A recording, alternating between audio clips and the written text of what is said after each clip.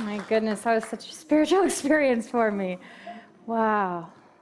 I could just feel I felt like that was just Spirit singing through you. Oh man, thank you. Didn't it feel good, everyone? Yeah. So our talk series this month is Yes, Thank You, More Please. Yes, thank you, more please. And so this morning, in order to have that more please, we have to speak up. And that's what our talk title for this morning is, Speak Up. The universe is listening. Speak up. Use your words.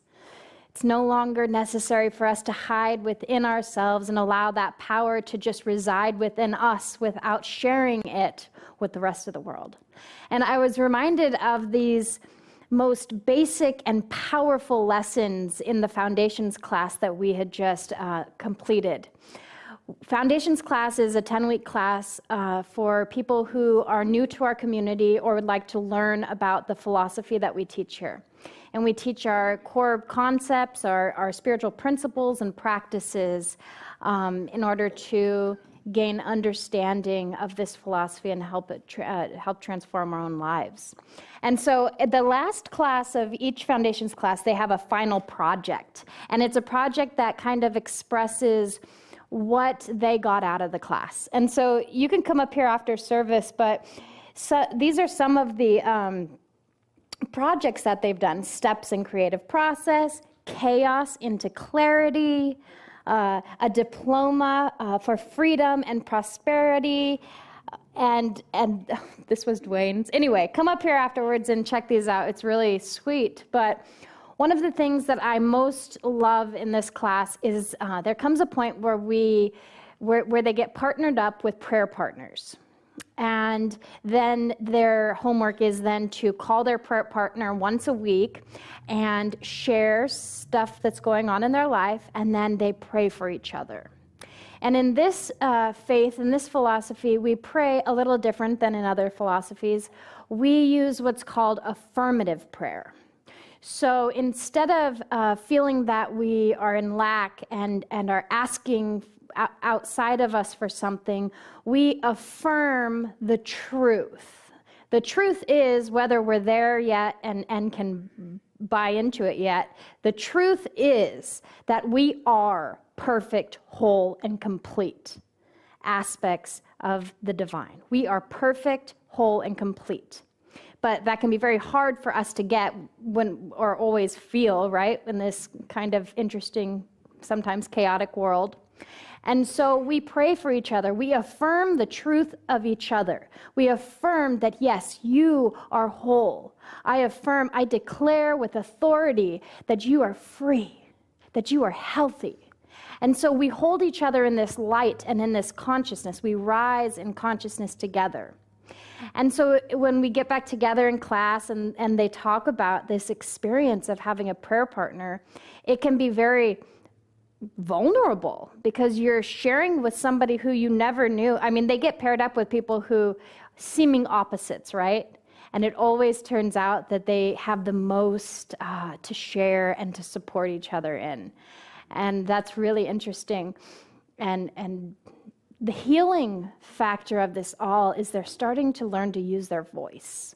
We start to learn to use our voice, use our words that heal instead of using words to hurt.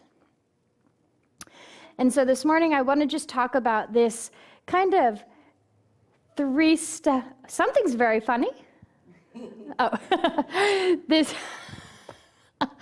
this kind of three-step process that goes on within us when we speak up. So the first thing is that we have to become very clear. We have to become clear on what it is that we desire. Ambiguity in our thinking, in our thought process, lets the law of life give us whatever it wants to. Right? We live by the law of averages. If we're not directing it, then it's going to just play out. And so we have to get good and clear on what it is that we desire. whether it's a deeper connection with our spirituality, whether it's more prosperity, whether it's a loving relationship, we have to get very clear on it within. We have to hold that feeling nature, that fire within us of the feeling of it inside us and have a clear mental picture. And I want to just share with you this example that I remember. There was this woman who really wanted to be in a loving relationship. And she was praying about it all the time. She would go to practitioners. She would affirm it. I am in a loving relationship. And then one day, her neighbor came and brought her a dog. And now, I know how supportive and loving, pets can be. Very, very loving relationship. But it wasn't exactly the kind of relationship she was looking for, you know? And so what it reminded me is we kind of got to be really clear. We have to focus in on what is it exactly we desire. And know that it can be this or something more. We like to say that, this or something more. But get clear on what the this is, you know? And then we direct. We begin to direct our energy. And here's where we use our words. Our words are our energy. And one of the mystics I love the most is Emma Curtis Hopkins. And she was a firm believer in speaking your word of authority. She would say, she loved to use the word good in replacement for God. She says, my good is my God. I am seeking my good, and my good is my God. Don't you just love that? Meditate on that, chant that, let that be your mantra, my good is my God, and watch it transform your life. Anyway, what she says right here, she says, the honest statement that my good is my God has the power to set the mind to a key that is nearer its natural and normal tone than it is now thinking. So when we recognize the statement, my good is my God, it sets our mind to a key that is nearer to its normal tone than we might now be thinking. And she also says that in the Christian scriptures, in John 1:1, verse 1, chapter 1, it says that in the beginning was the Word, and the Word was God. And he also said that out of the Word all things were made, and without the Word nothing was made. In the beginning was the Word. The Word that we have within us is the power we have within us to transform and transmute all other things. It is the power we have within us to manifest and demonstrate all that we desire in our lives. Our words are a vibration, and that vibrational tone goes out into the universe, and the universe meets it at the same level, at the same vibration. And so depending on what sort of words we're using, what sort of things we're affirming in our life, that vibration will increase or decrease. The consciousness will expand to open up to greater and greater good, or it will shrink into that smaller and limiting thinking based on our words, based on the words that we choose to put out there. And when we say, I desire, and I realize, and I have authority in my words, that what I speak out, I create. That's it. That's the magic. When we think and we feel and we put those together into words, that vibration, that energy goes out and it says, yes.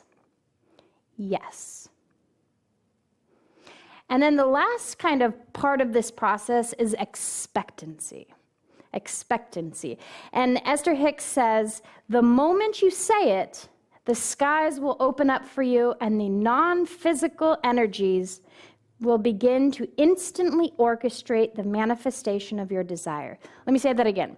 So when we speak our word, the moment you say it, the skies will open for you, and the non-physical energies begin to instantly orchestrate the manifestation of your desire. Dr. Holmes, in a book called Richer Living, which I recommend to everyone, it's a daily read, he says that we must live in a calm confidence and a quiet expectancy. A calm confidence and a quiet expectancy of our good. And so we have gotten clear on what it is that we desire. And then we direct our words out. We direct our energetic vibration out, rising it according to our thoughts. And now we live in a quiet expectancy. For me, this is let's see. How many of you here have ever ordered anything off online? Okay, so you're going to get this. Okay, so we can all do this, okay? So you get clear on what it is you want to buy, yes? We're clear. We're like, okay, this is the shirt I want to buy. This is the present I want to buy that person. Then we direct our energy. We pull out our credit card. We put in the number. We put in our shipping address. And we click order. Yes? We directed our energy. And now what do? We wait. Do we wait in doubt? No. We wait in expectancy of the goods that we just ordered. Yes? And this is where, and so it is comes into play. And so it is done. And so I was clear, and I spoke my words into the universe, and I directed them with authority and the power vested in me, being a center of consciousness in God. I spoke it, and now I wait in a quiet expectancy for it to show up. And so what I want for all of us, I would love if you all went home right today, not right now, today, went to the safety and sanctuary of your own homes and shouted at the rooftops or as emphatically as you can, out loud, I deserve to be happy. I deserve to be well. I deserve to be free from suffering. I deserve to be prosperous. I deserve all that I desire, and I expect it now. And so it is. Yes? Yes. And so it is.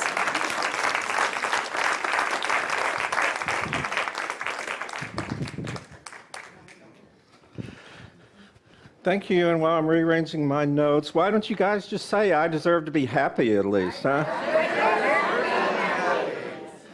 Yeah. So, how'd that feel, good? So, I have a very special message. At the end of the message, I'm going to share some very poignant words of wisdom I got from my mom, and you're actually going to hear the great story on how I got to be named Michael. But my part of the talk is Nicole did a great job on speaking up, told us how to speak up. And my part of the talk is the universe is listening. And I want to embed one thing in you. The universe is listening. It's not talking. It's listening. It's up to us to do the talking. And as you'll find out later, sometimes that can be problematic. And so the universe is listening. What's that all about? It's about what we talk about every day here, the creative process. We talk that everything comes from consciousness, that thought is the originating thing of the universe. We talk about going through a universal law that we call the creative medium.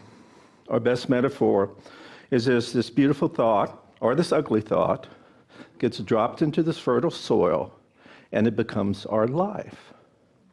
And I want to cover a couple of topics that one of Ernest Holmes' greatest teachers, that was Judge Thomas Troward. Judge Troward was an English judge, and he served in the late 1800s in India. And he came back and basically wrote the philosophy that we call the New Thought philosophy. Ernest Holmes says, 25% of my philosophy came from Thomas Troward, and the first class that Ernest taught was a class based on the works of Thomas Troward. So I want to introduce two ongoing concepts to you, and they're nuances. And the first one is the concept, Troward said we can use the law to the degree that we understand it. And that means, he always said, he had this term called secondary causation. And he said, if you put your mind and impress a thought upon the law that's based on history, facts, someone else's opinion, or what someone else told you to do, you will get a result, but you won't get the result that you could get. And he says the highest result you could get, and he called this primary causation, is when you go within to the spiritual essence that we are, and you bring back that thought from on high, and you use that, you impress that upon the law, and you get the effect that's so much more beautiful, or abundant, or prosperous, or lovely than you could. The second great principle he brought, he was the principle he called it the reciprocal action of the universe. And this is a little nuance because he says there's times when it's ours to listen to God or Spirit or the divine. And he actually called this intuition. And intuition is that when we're not active, we're silent, and we're listening to the divine feminine concept whisper to us. And it's almost like a loving mother saying, you probably should go this way. Or, it's probably your ego talking. You might want to reconsider that. And the second part, he says, that's when you're active, you're making active use of the universe. You're impressing upon the law. And so what some of us teach here, and one of my teachers, I'm taking an ongoing class for ministers on video. There's a great concept. He says, first and foremost, we commune. When we use the law, we commune with the nature of the divine first. And then we command the law to do our bidding. So when we do our work with our affirmations or our affirmative prayer process, we could do it by saying, first thing that pops into my mind, that's what I want to ask for. Or we could take our time, go to that greatness that resides within us, and then commune first, and then command. And all these things that Nicole told you, and I've told you about Thomas Troid's truth, they're eloquent. I'm sure they're very truthful. I'm sure they're very powerful. But we have this dilemma, is we're in this human experience. And it's like, in all our humanness, we reach up to embrace the infinite. And so we have to understand where we are. We're in this human condition. And I want to use the words of Brene Brown to sort of guide us through this. And she says this, if we own the story, we can write the ending. That doesn't mean we have to continue the story. We have to own the story. I'm a basketball player, and we used to talk about a person that was a great athlete. But he was a little confused in the head and let his emotions and temper get to him. We used to refer to him, he's an all-star from the neck down. So we all have hurts, emotionally and otherwise. And we want to own what has happened to us, but we own it as something that's happened to us in the past and not to go forward in the future. And the person who knew this extremely well was Nelson Mandela. After decades of being in prison, he said this, as I walked out the door toward the gate that would lead to my freedom, I knew if I didn't leave my bitterness and hatred behind, I would still be in prison. So somehow, some way, we need to give up on the hurt. We don't deny it happened, but we need to stop bringing it forward into our future. Because it's imperative that we have to change our thinking. And somehow I did this. I have no idea how, but I started looking at situations, challenging situations, instead of looking at the fear. I said, well, I've been through a lot of stuff like this before, and I've always been successful. Why wouldn't I do that? And I found in the public domain a quote that really spoke to that. It says this, the first place we lose the battle is in our thinking. If you think it's permanent, then it's permanent. If you think you've reached your limits, then you have. If you think you'll never get what you need, then you won't. You have to change your thinking. You need to see everything that's holding you back, every obstacle, every limitation as only temporary. So somehow, some way, we got to work our way to the mindset that Deepak Chopra tells us. You must find the place inside yourself where nothing is impossible. And so, being in this body a while, I've come to realize that the best thing that I can do, and I think the best thing that any of us can do, is be the person that you wish you had in your life 20 years ago. And I've learned that I can only wish that I could be the parents that my parents were. And so I had this, and nothing's by accident. So I had this belated, I said card at 9 o'clock. It was a letter from my mom for my birthday. And I needed to share it with you because it is a very loving mom to her sons she loves very much. But there's the truth she's sharing with me is in it for all of us. And here's some excerpts out of it. I'm proud of you, Michael. So proud you have had the courage to heal yourself by yourself. That is the only way you will be completely healed. Then she goes on, after all these years, I thought it was time that I told you your name Michael after Saint Michael. I've always had a very special feeling for Saint Michael. He isn't a saint, he's an angel. The patron of warriors, the patron of mariners. He leads the army of God. And the second part of your name I got from John Wayne. And she says, first, if you had to know my mom, she says, not because he's sexy, because my mom's very sexy. She said he was my favorite actor because he projected this massive aura of strength and honor. He was no saint, but he was who you heard and who you saw in the movies. She goes on, you present that same aura, Michael, because that is who you are. You have kept your feet on the path, son, climbing through years of challenges and trials. You're finally above the clouds where the air is clean, the sun is bright, and the Creator is presenting you with the life you've asked for.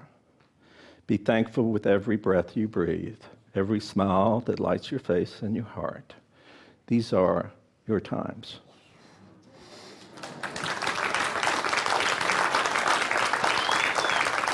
So she gave me one more treat, and I want to read it to you. And this she wrote in 1970. One of Ernest Holmes' inner circle ministers named Donald Curtis came and took a church in Dallas.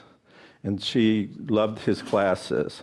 And this speaks to the concept of how we can live our experience and knowing we're not God and being in the mystery better than anyone I've ever seen. Because back then she was writing some articles and getting them published in the Science of Mind. It's called this, Sensing. I hear your eternal calm in every silence of the way. I see your unseeable presence in every darkness of the day. I taste your joy of living in saline flow of sweat and tears. I smell the fragrance of your eternity, yet bind my feet with your tears. I feel your untouchable nearness when I am most alone and searching still. I sense that when my I and my you are gone, God, thou art. So I'm going to save that for our foundations class when we talk about the I and you aspect of God. But for me, it was not just a letter from a mom to her son. It pointed out my ministry and to be a spiritual leader of this community. Her wish and her statement for me is my wish and my statement for all of you. You've done your work in consciousness. As my mom would say, you put one foot in front of another, stayed on the path. Each of you are now above the clouds. The sun is bright. The air is clean. And the divine is giving you all your wishes, all your desires, and all the great things because you had the courage to go within and know the greatness that you truly are. Thank you.